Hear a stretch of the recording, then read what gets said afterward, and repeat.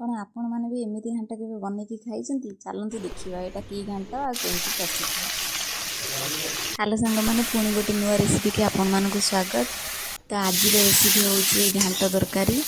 ତ ଘାଣ୍ଟ ମାଛ ମୁଣ୍ଡ ଆଉ ଚିଙ୍ଗୁଡ଼ି ଆଉ ସବୁ ପରିବା ପଡ଼ି। ତ ଫାଷ୍ଟ ମୁଁ ମାଛ ମୁଣ୍ଡକୁ ଭଲସେ ଭାଜିଦେଲି। ଭାଜି ସାରିଲା ପରେ ତାପରେ ସେଇ କଡ଼େଇରେ ଚିଙ୍ଗୁଡ଼ି ମାଛ ବି ଭାଜିଦେଲି। ବେଶ ଛୋଟ ଚିଙ୍ଗୁଡ଼ି ଆଣିଥିଲି, କାହିଁକିନା ଘାଣ୍ଟ ପାଇଁ ଛୋଟ ଚିଙ୍ଗୁଡ଼ିଟା ଟିକେ ଭଲ ହେବ। ତ ଭାଜି ସାରିଲା ପରେ ପୋଇ, ବାଇଗଣ, ଆଳୁ ଆଉ ବିଲାତି ଆଉ ମସୁର ଡାଲି ଟିକେ ଭିଜେଇକି ରଖିଥିଲି। ତ ତାକୁ ସବୁ ଭଲସେ ଧୁଆଧୁଇ କରି ତାପରେ କଡ଼େଇରେ ତେଲରେ ପଞ୍ଚୁଫୁଟଣ ଦେଇ ସାରିଲା ପରେ ପିଆଜ ଟିକେ କାଟି ପକାଇଦେଲି। ପିଆଜ ଟିକେ ଲାଲ ହେଲା ବେଳେ ତା ଅଦା ରସୁଣ ପେଷ୍ଟ ଦେଇ ତାକୁ ଟିକେ ଘାଣ୍ଟିଲି। ଘାଣ୍ଟି ସାରିଲା ପରେ ଜିରା ଗୁଣ୍ଡ, ଲଙ୍କାଗୁଣ୍ଡ, ଧନିଆ ଗୁଣ୍ଡ ଆଉ ଲୁଣ, ହଳଦୀ ସବୁ ପକାଇ ଭଲସେ ମସଲାରୁ ତେଲ ଛାଡ଼ି ଯାଇକି କଷିଲି। କଷି ସାରିଲା ପରେ କସ୍ତୁରୀ ମେଥି ପତ୍ର ଟିକେ ପକାଇଦେଲି, କାହିଁକିନା ସ୍ମେଲ୍ଟା ଟିକେ ଭଲ ହୁଏ।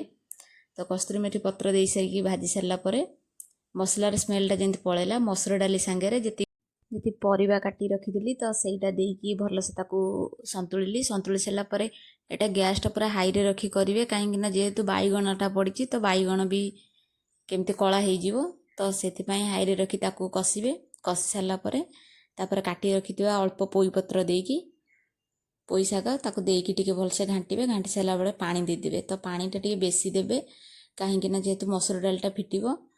ତ ପାଣି ଦେଇ ସାରିଲା ପରେ ତାକୁ ଗ୍ୟାସ୍କୁ ମିଡ଼ିୟମ୍ ଫ୍ଲେମ୍ରେ ରଖି ତାକୁ 10-15 ମିନିଟ୍ ଫୁଟି ସାରିଲା ପରେ ଯେମିତି ମାନେ ଅଧା କୁକ୍ ହେଇଯିବ, ତ ମସୁର ଡାଲିଟା ପ୍ରାୟ ସିଝିଯିବ, ଫିଟିଯିବ।